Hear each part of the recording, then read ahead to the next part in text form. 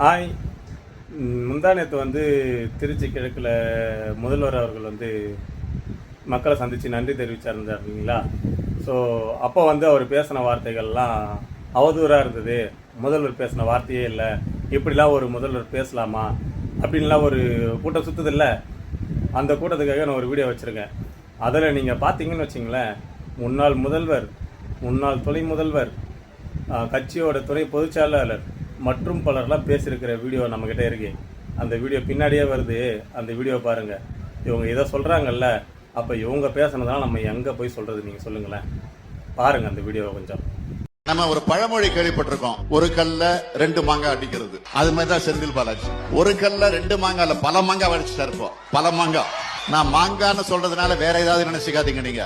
நான் மாங்கான்னு சொல்றதுனால வேற ஏதாவது நினைச்சுக்காதீங்க நீங்க. இது என்ன பிரமாதம்? இது விட பெசலைட் ஒண்ணு இருக்கு. கூவுடா. ரசிகலாவோட கால் வந்து கட்டினாரு.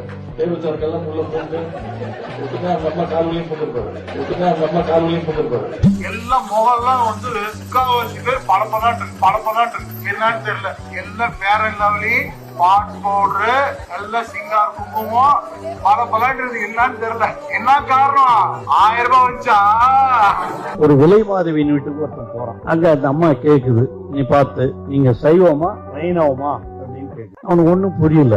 ஒண்ணும் இல்ல, சைவம்னா இப்படி, வைணவம்னா இப்படி.